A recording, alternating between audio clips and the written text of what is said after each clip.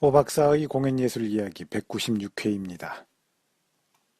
셰익스피어가 정말로 실존했던 인물인가 하는 데 대해서는 이견들이 있지요. 이번 회에는 셰익스피어의 정체에 대해서 말하고 있는 흥미로운 글 하나를 여러분들께 소개해 드리도록 하겠습니다. 글 자체가 길어서 몇 번에 나누어서 여러분들께 소개해 드리도록 하겠습니다. 콜린 윌슨과 데먼 윌슨이 짓고 황종호가 번역한 세계의 불가사의라는 책 안에 있는 셰익스피어는 누구인가? Who was Shakespeare라는 글의 내용입니다. 출판사는 하서 출판사이고요. 이번 회에 여러분들이 들으실 분량에서는 이 저자들이 윌리엄 셰익스피어라는 사람이 원래는 그 시대에 살고 있었던 철학자 프란시스 베이컨이었다 라고 보는 주장이 어떻게 형성되었는가를 설명하고 있습니다. 자, 그러면 글의 내용 한번 들어보시겠습니다.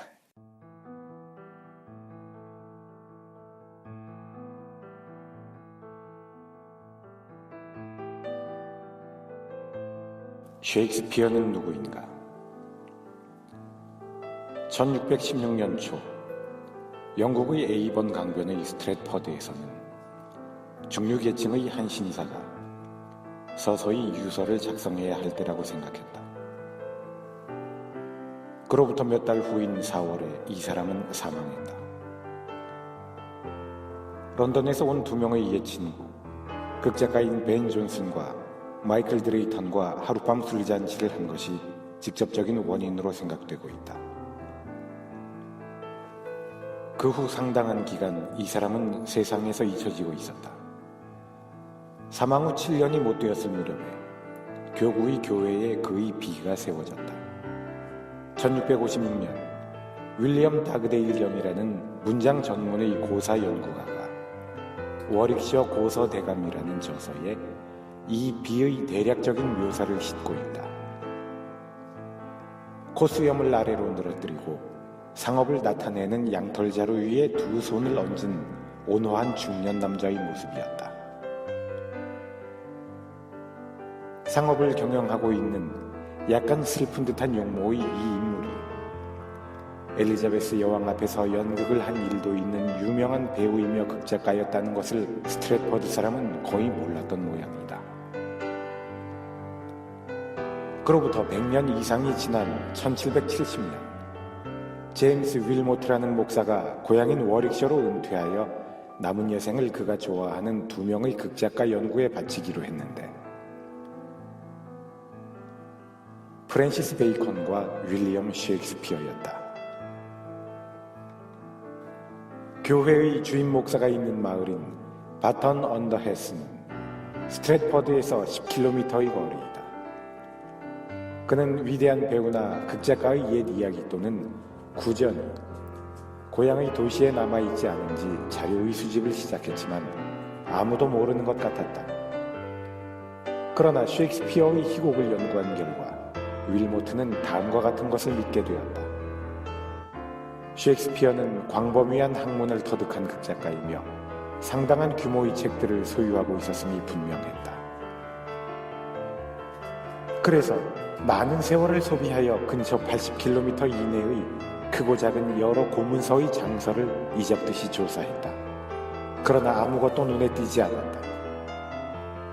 셰익스피어가 소유했다고 생각되는 책은 단 한 권도 확인할 수가 없었다.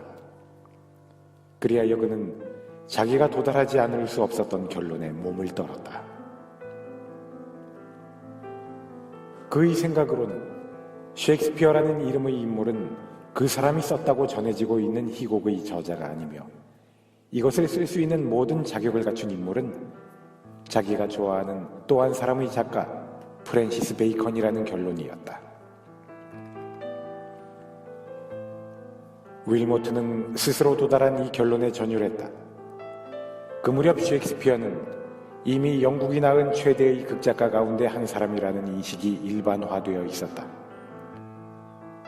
그는 이 기괴한 이야기를 입 밖에 내지 않을 것을 마음으로 맹세했다. 그러나 그로부터 30년이 지나 80세가 되었을 무렵 그는 마음이 해이해졌다. 1803년 자기를 찾아온 입스위치의 한 퀘이커 교도에게 그는 여러 해가 된 이 기괴한 비밀을 털어놓았다. 제임스 카우웰이라는 이 퀘이커 교도는 셰익스피어의 생애를 연구하고 있었다. 그 지방 문예 그룹의 부탁을 받아 셰익스피어를 신뢰할 만한 전기가 없어서 윌모트에게 이야기를 들으러 왔던 것이다. 카우웰은 경악했지만 이 노인의 설을 거의 믿었다. 그리고 2년 후 그는 그 지방의 청중들에게 세상을 깜짝 놀라게 할 그 새로운 설에 대하여 이야기했다. 입스위치의 문예 그룹은 곤혹의 수렁에 빠져버렸다. 윌모트도 청중의 이런 반응을 들었을 것이다. 윌모트는 셰익스피어 관계 자료들을 모두 소각하도록 유서를 남겼다. 유언은 그대로 실행되었다. 카우웰의 강연은 소도시에 한정된 하나의 작은 파문으로 사라지는 듯 싶었다.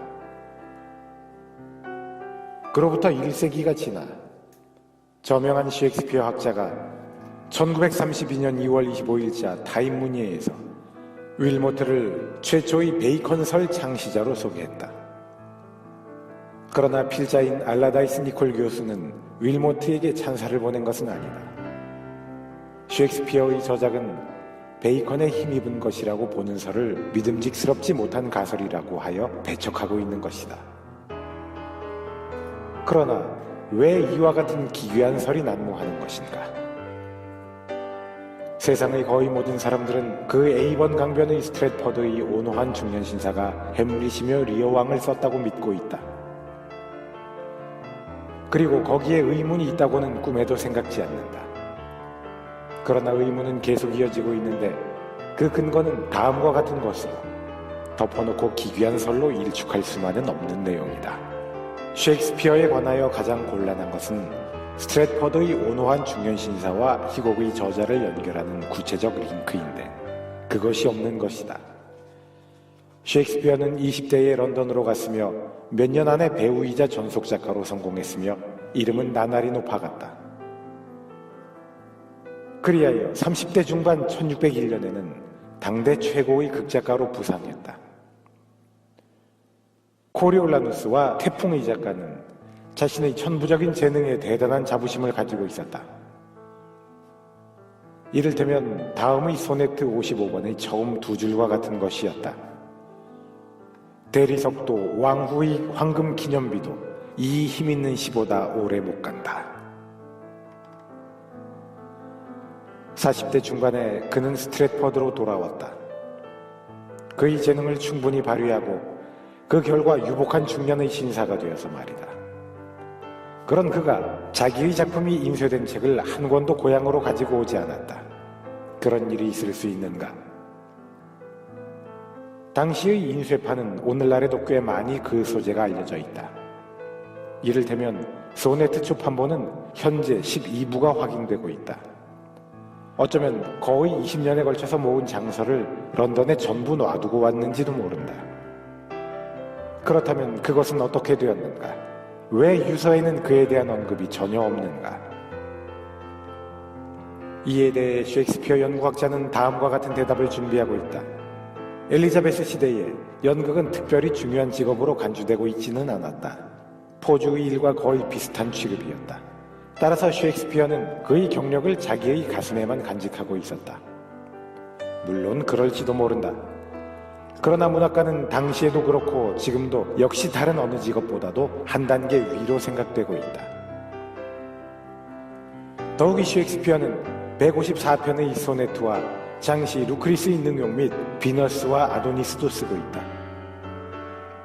소네트는 그가 스트랫퍼드로 돌아가기 2년 전인 1609년에 출판되었다. 작은 부수라도 고향으로 가지고 돌아와서 친구며 가족에게 나누어주는 것으로 생각하는 것이 자연스럽다. 또 유서로 그의 재산의 대부분을 남긴 딸 스잔나와 그녀의 남편으로 후에 찰스 1세로부터 자기 수요를 거절한 저명한 의사 존 헐에게 자기 저작의 판권을 남겨주는 방법을 강구하는 것도 매우 자연스러운 생각인 것이다. 이에 대하여 학자들은 다음과 같이 해명한다. 셰익스피어가 그와 같은 조치를 취한 것은 충분히 생각할 수 있다. 단 그 후의 약 50년 동안에 셰익스피어의 책은 여기저기로 흩어져서 없어졌다. 세상이 이 극작가의 관심을 보이기 시작한 것은 그 후의 일이었다. 이 설명도 그럴듯하게 들리지 않는 것은 아니다. 그러나 어쩐지 부자연스럽고 개운치 못한 것 같다. 스트랫퍼드의 중년 신사가 희곡을 쓴 것에 대한 윌모트 목사의 의문은 다른 것에도 있었다. 희곡은 어느 것이나 작자가 보통이 아닌 학문과 경험을 갖춘 인물임을 보이는 것이다.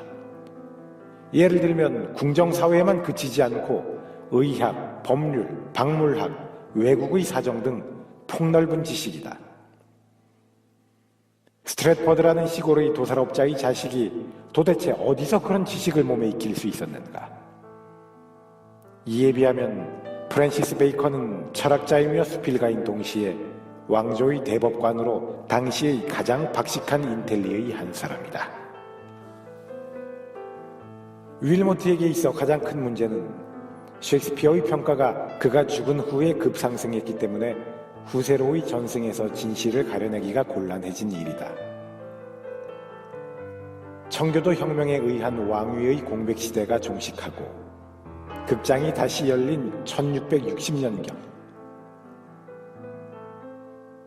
희곡 전집의 발간은 1623년에 있었지만 거의 잊혀진 사태가 계속되고 있었다.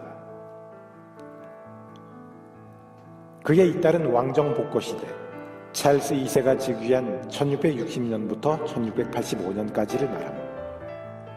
왕정 복고 시대에 셰익스피어의 부활이라고 생각되고 있는 사회적 현상이 있었지만 그 희곡은 각색되거나 때로는 전혀 다른 것으로 고쳐져 씌었다. 존 오브레이의 문인의 간이 전기라는 저서의 셰익스피어 학은 고작 2페이지로 그가 백정의 자식이었다는 것, 소를 도살할 때는 야단스러운 주술의 문구를 외웠다는 것 정도였다. 그보다 얼마 전에 스트랫퍼드의 존 워드 목사는 셰익스피어는 존슨 및 드레이턴과 함께 술을 많이 마셔 그것이 원인이 되어 사망했다는 구전을 일기에 남기고 있다. 1670년경이 되자 연극을 좋아하는 대중들 사이에 셰익스피어의 인기는 1600년경의 절정으로 되돌아갔다. 출판업자들은 온갖 종류의 낡은 희곡을 찾아내서 그것을 셰익스피어라고 하여 마구 팔았다. 이 셰익스피어 붐의 중심은 윌리엄 데버넌트 경으로 셰익스피어의 손자 혹은 아들이라는 소문마저 있었는데 그는 존경하는 문학자의 인기 부활에 생애를 바친 인물이다. 셰익스피어의 최초의 전기가 나온 것은 1709년으로 니콜라스 로가 편집한 6권의 전집 서문이다.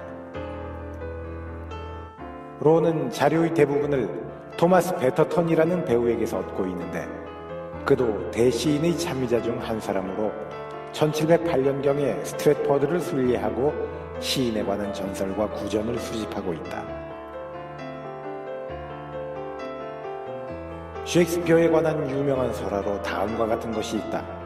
20대로 접어들 무렵 스트랫퍼드의 유력자 토마스 루시경의 사슴을 훔쳤다가 발각되어 고향의 도시에서 도망쳐 나왔다는 것이다. 이 이야기를 맨 처음 활자로 만든 사람이 바로 로이다. 그 후 전승과 구전은 눈사람처럼 커진다. 과장이 되는 것도 상상할 수 있을 것이다. 워릭셔의 마을에서 술에 취하여 소란을 부린 이야기나 시 속에서 도시 사람들을 조롱한 이야기, 처음으로 런던에 갔을 때 목을 극장 밖으로 내밀고 장난을 친 이야기, 여자가 그의 숙소에 드나들었다는 이야기, 엘리자베스 여왕과 제임스 1세 앞에서 배우로 연기를 해보인 이야기 등이 그런 예들이다. 1769년에 셰익스피어의 명성은 이미 요지부동의 것으로 되었다. 스트랫퍼드의 시민들은 향토가 낳은 대시인의 탄생 200주년 축제를 하기로 하고 당시의 유명한 배우인 데이빗 게릭에게 그 운영을 의뢰했다. 셰익스피어는 1564년생이니 5년이 틀리는데 그런 일에는 아무도 마음을 쓰지 않았던 모양이다. 이 당시 셰익스피어는 이미 스트랫퍼드 주민들의 주요 수입원이 되어 있었다. 이 축제는 비로 인해 엉망이 되었고 게릭은 다소 손해를 보았다. 그러나 이 기념축제로 인해 셰익스피어 산업이 이후 스트랫포드시의 주요한 수입원으로 자리잡기에 이른다. 후세의 버나드 쇼는 셰익스피어 숭배를 뜻하는 바돌라틀이라는 말을 지어냈는데, 아일랜드 위작 사건이라는 기괴한 에피소드는 이 바돌라트리가 1790년대에는 영국 사회에서 확고하게 확립되어 있었음을 시사하는 것이기도 하다. 세뮤얼 아일랜드는 여행기의 인기 작가로 부자였는데 셰익스피어를 숭배하고 있었다. 스트랫퍼드의 상인들이 가져오는 셰익스피어와 관련된 많은 연구품을 호기심을 가지고 사들였다. 이 중에는 셰익스피어의 집들에 있었던 뽕나무를 깎아서 만든 술잔, 셰익스피어가 구원할 때 앉았다고 전해지는 둘이 앉는 의자 등도 있었다. 이 세뮤얼 아일랜드에게는 윌리엄이라는 막내 아들이 있었는데, 그는 아버지의 환심을 사고 싶은 나머지 셰익스피어와 관련된 자질구레한 것들을 위조하기 시작했다. 특히 저당권의 증서 따위가 그것인데 이 정도라면 별 문제가 안 된다. 그러나 아버지의 열성에 호응해서 아들은 마침내 선을 넘게 된다. 셰익스피어의 희곡 전체의 도작으로 기울게 된 것이다. 잠시 동안은 많은 전문가들까지도 속아 넘어갔다. 그러나 그 가짜 풍선도 1796년 드디어 터지고 만다. 윌리엄 아일랜드의 보티겐과 로위너. 보티겐은 5세기경의 전설적인 연구가, 보티겐과 로위너라는 셰익스피어를 방불케 하는 연극이 드루리 레인 극장에서 상연되었다. 배우의 대사가 이 웅대한 헛수고가 끝났을 때에 이르자 관객들은 웅성대기 시작했다. 윌리엄은 결국 아버지에게 도작임을 자백했다. 그러나 그의 아버지는 아직도 자식의 말을 고지듣지 않았다. 이러한 천재의 작품을 재능이 모자라는 자식이 쓸 수 있을 리 없다. 한편 그 전의 17세기에는 셰익스피어에 대한 관심은 훨씬 절도와 균형이 잡힌 것이었다. 이를테면 세뮤얼 페피스는 시비야를 그저 어이없기만 한 극, 한여름밤의 꿈을 지금까지 본 중에서 가장 재미없는 꼴사나운 극이라고 평하고 있다. 그러나 19세기 중엽에 이르면 셰익스피어의 신격화는 정점에 달하여 하느님처럼 존경을 받게 된다. 변변치 못한 시구 한 줄도 비평을 초월한 신의 소리가 되었다. 다음과 같이 시작되는 매튜 아놀드의 소네트는 그 맹목적인 숭배의 좋은 예라고 할 수 있다. 다른 시인에게 우리는 때로 의심을 갖지만 당신에게는 갖지 않소. 우리는 묻고 또 묻소. 당신은 모든 지식을 초월하여 웃음을 머금고 움직이지 않소. 가장 높은 산의 이마, 별들에 대하여 그 왕자를 빼앗았소.